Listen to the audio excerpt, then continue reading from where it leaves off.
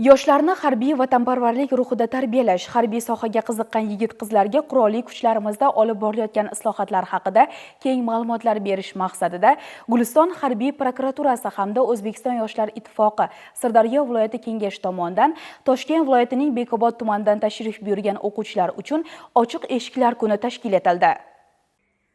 Sirdaryo viloyatida yoshlarni harbiy vatanparvarlik ruhida tarbiyalash borasidagi tadbirlar ko'lami kun sayin kengayib bormoqda.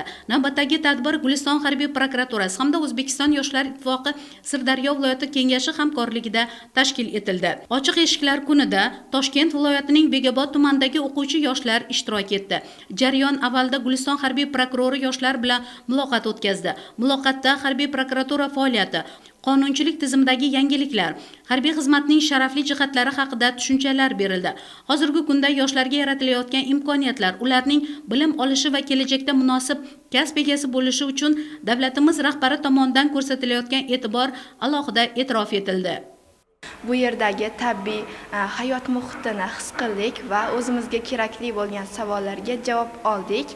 Biz bundan bag'oyatda xursandmiz. Kunning ikkinchi yarmida ishtirokchilar Mirzobod tumanida joylashgan O'zbekiston Respublikasi Milliy gvardiyasining ixtisoslashtirilgan o'quv markaziga tashrif buyurishdi.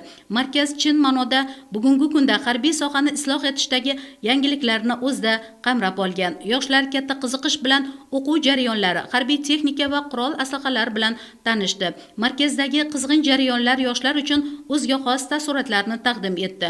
O'quvchilar harbiylar ishtirokidagi o'q otish mashg'ulotlarini kuzatib, bevosita jarayonda ham qatnashdi. Harbiylarning hayoti bilan tanishdik. Harbiy mashg'ulotlarni o'zimiz ko'zimiz bilan ko'rdik. Kelajakda men ham shu harbiy akalarimizga o'xshab vatanimizni himoya qilaman. Harbiylar hayoti markazdagi amaliy mashg'ulotlarni kuzatgan o'quvchilarda o'zgacha taassurot, fikrlar paydo bo'lishi tabiiy. Ishtirokchilarning qiziqishlarini yaqindan o'rganish maqsadida jarayon yakunida muloqot o'tkazildi. O'quvchilar o'zlarini qiziqtirgan savollarga batafsil javob olishdi. Yosh avlod qalbida vatanparvarlik tuyg'ularini mustahkamlash, ularni harbiy sohaga qiziqtirish hamda hayotda aniq maqsad sari intilish ruhida tarbiyalash maqsadiga qaratilgan shu kabi tadbirlar Sirdaryo viloyatining barcha hududlaridagi o'quvchilar ishtirokida joylarda o'tkazilmoqda.